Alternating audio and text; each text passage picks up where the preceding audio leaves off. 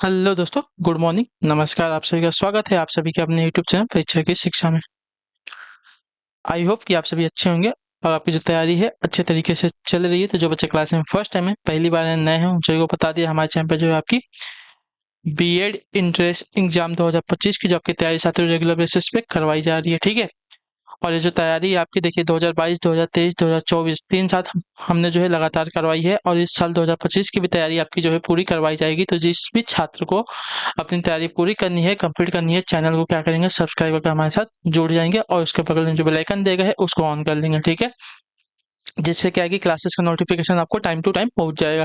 Class का समय देख लीजिए, जीके जीएस की क्लास जो है सुबह 10 बजे डेली आपको देखने को मिलती है। हिंदी की जो क्लासेस शाम को 7 बजे आपको डेली हमारे चैनल पे देखने को मिलती है। इसके अलावा आपकी और भी जो क्लासेस है इसमें ऐड हो जाएंगी, उसका भी समय आपको बता दिया जाएगा। जैसे कि रीजनिंग की क्लास और अपनी स्ट्रीम की क्लासेस जो कि बीएड इंट्रेंस एग्जाम में पूछे जाते हैं, उनकी जो क्लासेस है आपको इसमें ऐड करके बता दी जाएगी। ठीक है।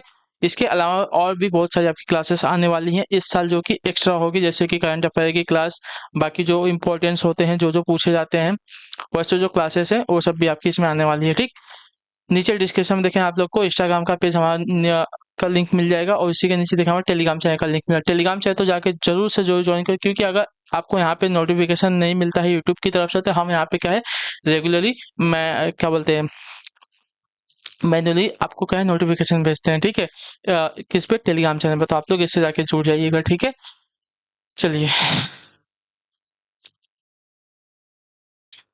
इसके अलावा देखिए आज मैं आपको अपना एक व्हाट्सअप नंबर दे रहा हूँ, जिसपे कि अपना व्हाट्सअप का ग्रुप है, उस पर आप लोग मैसेज कीजिएगा, आप लोग जो है उस ग्रुप में जोड़ दिए जाएंगे। ठीक है। तो 7897,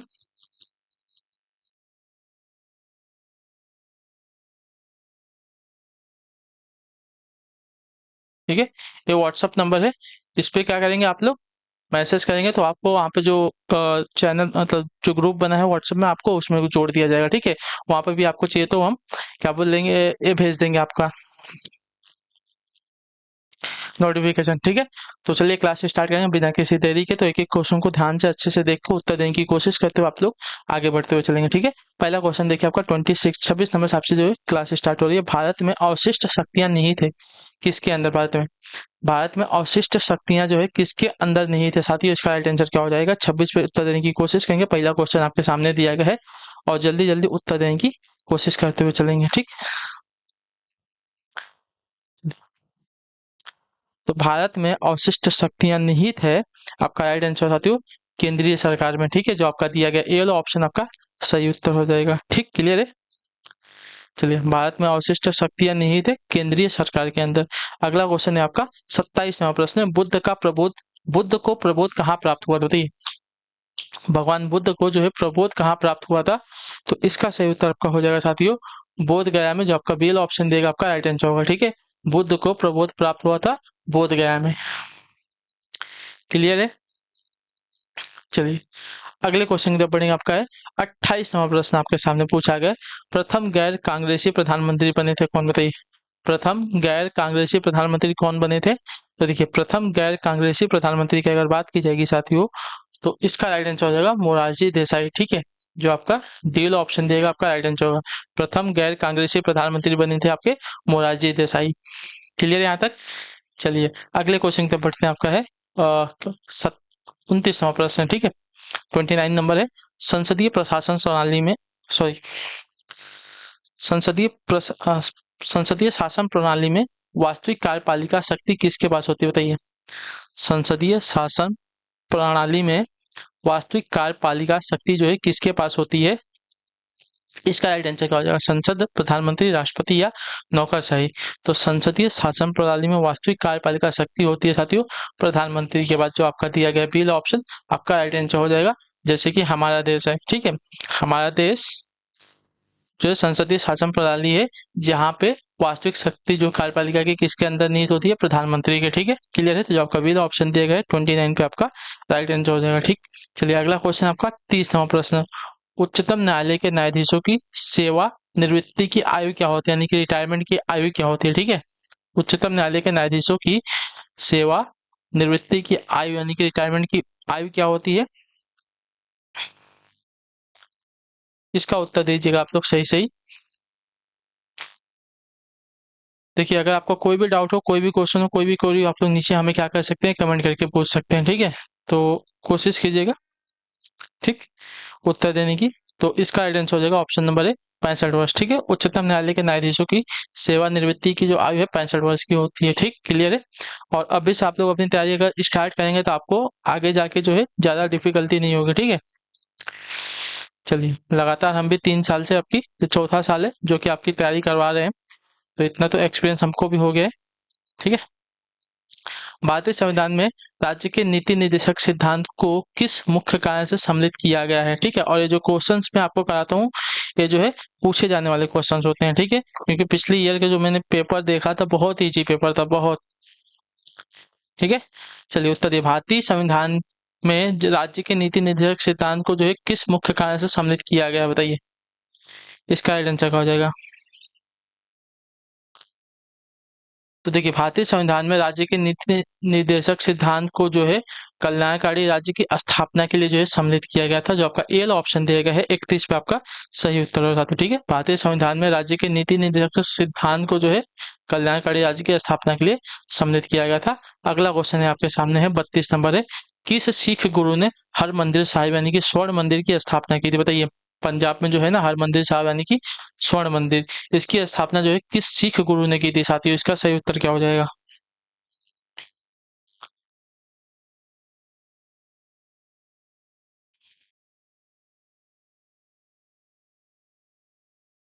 तो देखिए, आपका सही उत्तर गुरु अर्जुन देव ने, ठीक है। जो आपका सी ऑप्शन देगा आपका राइट आंसर, हरमंदिर साहिब की स्थापना आपकी की थी गुरु अर्जुन देव ने, क्लियर सभी को इसके बारे में।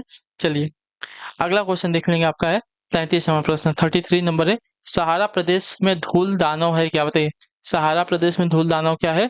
तो सहारा प्रदेश में धूल दानव की बात की जाएगी तो प्रातः काल चलने वाली तीव्र आंधी होती है, ठीक है। सहारा प्रदेश में धूल दानव आपका होता है प्रातः काल में चलने वाली तीव्र आंधी को कहते हैं धूल दानव, क्लियर है यहाँ तक साथियों। चलिए, सहारा प्रदेश में धूल दानव का था प्रातः काल में चलने वाली तीव्र आंधी को।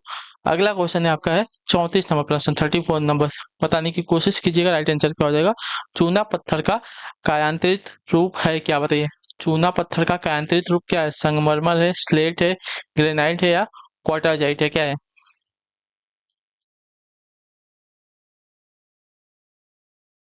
जल्दी से उत्तर दीजिए, इसका सही उत्तर क्या हो जाएगा। चूना पत्थर का कायांतरित रूप क्या होता है, तो चूना पत्थर का कायांतरित रूप अगर देखा जाएगा साथियों तो आपका संगमरमर होता है, ठीक है। जो आपका ए ऑप्शन देगा आपका राइट आंसर होगा यहाँ पे, क्लियर। चूना पत्थर का कायांतरित रूप आपका संगमरमर होता है। अगला क्वेश्चन है आपका है 35 नंबर पर, विश्व में कॉफी का अधिकतम उत्पादन किस देश में होता है, बताइए। विश्व में कॉफी का अधिकतम उत्पादन जो है किस देश में होता है साथियों, इसका राइट आंसर क्या हो जाएगा। तो इसका सही उत्तर हो साथियों ब्राजील में, ठीक है। जो आपका बी ऑप्शन देगा आपका सही उत्तर हो जाएगा। कॉफी के उत्पादन में जो है ब्राजील नंबर 1 पे आता है, क्लियर है। देखिए, चलिए 36 नंबर प्रश्न है, अवमूल्यन के उद्देश्य की ओर संकेत करता है क्या, दे। अवमूल्यन के उद्देश्य की ओर संकेत करता है, निर्यात प्रोत्साहन को, आयात प्रोत्साहन को, काले धन पर नियंत्रण को या घाटे के बजट पर प्रतिबंधों को, किसको, बताइए। तो देखिए, अवमूल्यन के उद्देश्य की ओर संकेत करता है निर्यात प्रोत्साहन, जो आपका ए ऑप्शन देगा आपका राइट आंसर, ठीक है। अवमूल्यन के उद्देश्य की ओर संकेत करता है निर्यात प्रोत्साहन, जो आपका बी ऑप्शन देगा साथियों 36 पे, आप सॉरी ए वाला ऑप्शन जो दिएगा 36 पे आपका राइट आंसर हो जाएगा। अवमूल्यन के उद्देश्य की ओर संकेत करता है आपका निर्यात प्रोत्साहन, ठीक, क्लियर है। निर्यात यानी कि अपने देश से जो है वस्तुओं को बाहर भेजना, उसको निर्यात कहते हैं, ठीक है। अवमूल्यन उद्देश्य की ओर संकेत करता है निर्यात प्रोत्साहन। अगला क्वेश्चन है आपका है 37 number, prince of Wales museum कहाँ पर स्थित है। प्रिंस ऑफ वेल्स म्यूजियम कहाँ पर स्थित है, इसका सही उत्तर देने की कोशिश करेंगे। तो प्रिंस ऑफ वेल्स म्यूजियम की अगर बात की जाएगी तो आपका मुंबई में स्थित है, ठीक है। जो आपका सी वाला ऑप्शन देगा आपका सही उत्तर होगा साथियों, प्रिंस ऑफ वेल्स म्यूजियम आपका स्थित है मुंबई में। अगले क्वेश्चन की तरफ बढ़ेंगे, आपका है 38 नंबर, डिजिटल लोकोमोटिव कारखाना कहाँ है, बताइए। सॉरी, डिजिटल नहीं, डीजल लोकोमोटिव कारखाना कहाँ पर स्थित है, इसका सही उत्तर क्या हो जाएगा। तो डीजल लोकोमोटिव कारखाने की अगर बात की जाएगी तो आपका बनारस में स्थित है, वाराणसी में स्थित है। जो आपका सी विकल्प दिया गया आपका राइट आंसर हो जाएगा, ठीक है। डीजल लोकोमोटिव कारखाना आपका वाराणसी में स्थित है, क्लियर है। जो आपका सी वाला ऑप्शन दिया गया है 38 पे आपका सही उत्तर है। क्लियर यहाँ तक सभी का? ठीक है। अगला क्वेश्चन देखते हैं आपका है 39, 39 नंबर प्रश्न आपके सामने। सर्वाधिक जनसंख्या घनत्व वाला महाद्वीप कौन सा, बताइए? एशिया, यूरोप, अफ्रीका या ऑस्ट्रेलिया?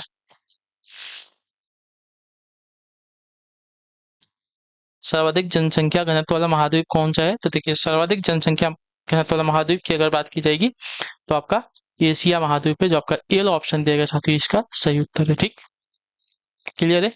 तो सर्वाधिक जनसंख्या घनत्व वाला महाद्वीप आपका एशिया महाद्वीप। अगला क्वेश्चन देखा जाएगा आपका 40 नंबर प्रश्न है। फोर्ट विलियम कहाँ स्थित, बताइए?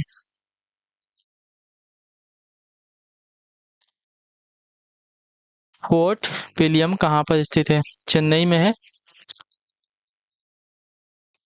मसूलीपट्टनम में है, कोलकाता में है या नई दिल्ली में है, बताइए? फोर्ट विलियम कहाँ पर स्थित है? तो फोर्ट विलियम की अगर बात की जाएगी तो फोर्ट विलियम आपका कोलकाता में स्थित है, जो आपका सी वाला ऑप्शन देगा साथियों 40 पे आपका राइट आंसर होगा। ठीक, क्लियर है? फोर्ट विलियम आपका कोलकाता में स्थित है।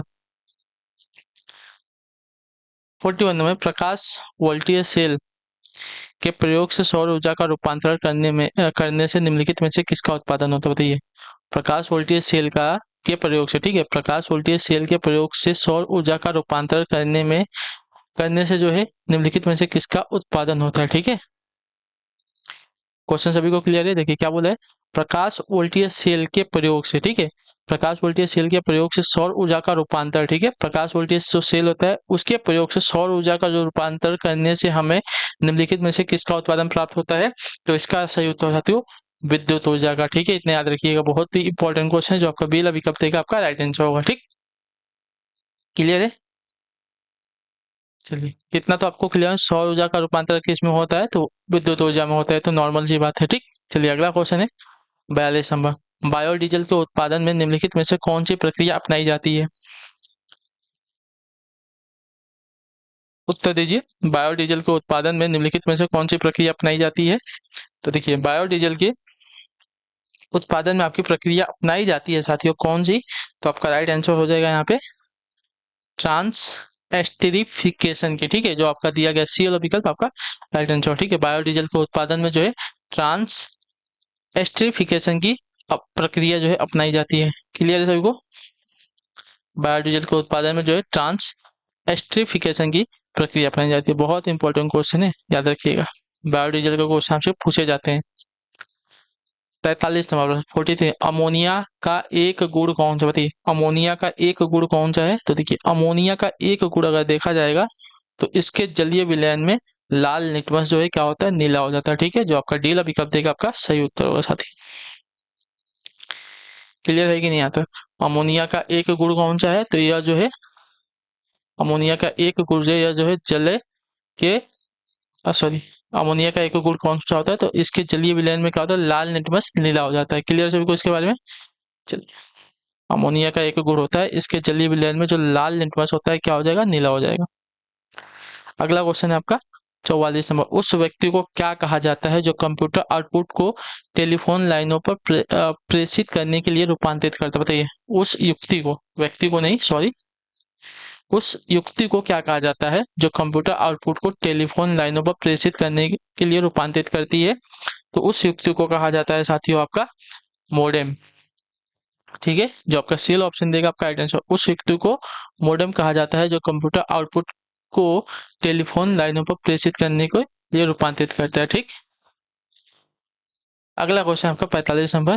दिल का दौरा किस कारण से होता है? बताइए, दिल का जो दौरा दौरा पड़ता है, मतलब जो हार्ट अटैक आता है, किस कारण से होता है साथियों? इसका सही उत्तर क्या हो जाएगा? तो देखिए, दिल का दौरा होता है साथियों हृदय में रक्त की आपूर्ति की कमी में। ठीक है, जो आपका दिया गया सी वाला विकल्प आपका राइट आंसर। दिल का दौरा का कारण होता है हृदय में रक्त की आपूर्ति में कमी से। ठीक, क्लियर है? तो जो आपका सी ऑप्शन दिया गया 45 पे आपका सही उत्तर होगा। दिल का दौरा का कारण होता है हृदय में रक्त की आपूर्ति में कमी। ठीक है, क्लियर है? चलिए, अगले क्वेश्चन की तरफ बढ़ेंगे। आपका है 46 नंबर प्रश्न, बताने की कोशिश कीजिएगा राइट आंसर का। इनमें से विषम कौन सा है? इनमें से विषम कौन सा है? तो देखिए, इनमें से विषम की अगर बात की जाएगी तो विषम आपका जो दिया गया है साथियों यहाँ पे बूझा चूना है। ठीक है, विषम आपका जो दिया गया यहाँ पे बूझा चूना से है, तो जो आपका डी विकल्प देगा साथियों आपका राइट आंसर होगा। ठीक है, क्लियर है? बूझा चूना जो दिया गया यहाँ पे आपका इनमें से विषम हो जाएगा। क्लियर है? बूझा चूना जो है इनमें से विषम हो जाएगा, संगमरमर, चौक और चूना और बूझा चूना। ठीक है, तो इन सब में से आपका जो विषम है बूझा चूना है।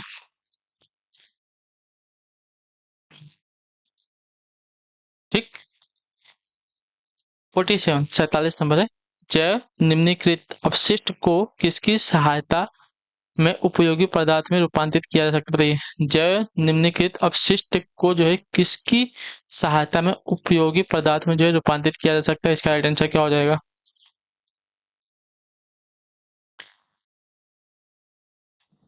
जैव निम्नलिखित अपशिष्ट को जो है किसकी सहायता से उपयोगी पदार्थ में जो है रूपांतरित किया जा सकता है?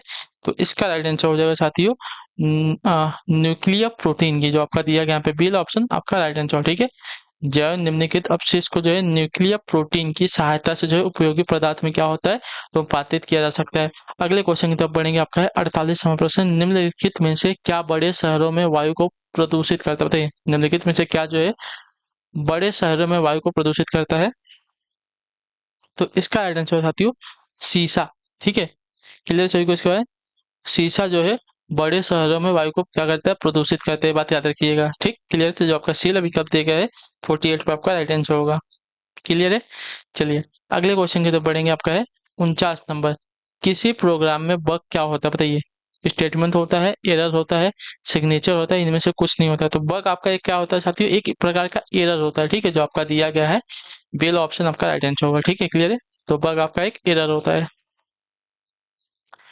50 नंबर है, कास्ट स्पिरिट क्या होती है? बताइए, कास्ट स्पिरिट क्या होती है, इसका सही उत्तर क्या हो जाएगा? तो कास्ट स्पिरिट की बात करें तो कास्ट स्पिरिट आपकी होती है मेथिल अल्कोहल। ठीक है, जो आपका येलो ऑप्शन देगा साथियों आपका राइट आंसर। ठीक है, कास्ट स्पिरिट आपकी होती है मेथिल अल्कोहल। क्लियर? चलिए, तो इसी के साथ जो आपकी क्लास है आज की जीके जीएस की यहीं पे आज की कंप्लीट होती है। आई होप कि आपको जो क्लास है अच्छी लगी है। चलिए क्लास को लाइक कर दीजिए, चैनल पे पहले तो चैनल को सब्सक्राइब कर लीजिए और हमें जो है कमेंट अपने क्लास के बारे में जरूर दीजिएगा। ठीक है, बाकी हम आपसे मिलेंगे आपकी अगली क्लास में हिंदी वाली। तब तक के लिए टाटा बाय बाय, जय हिंद जय भारत। आप सभी का क्लास से जुड़ने के लिए बहुत बहुत ही धन्यवाद साथियों।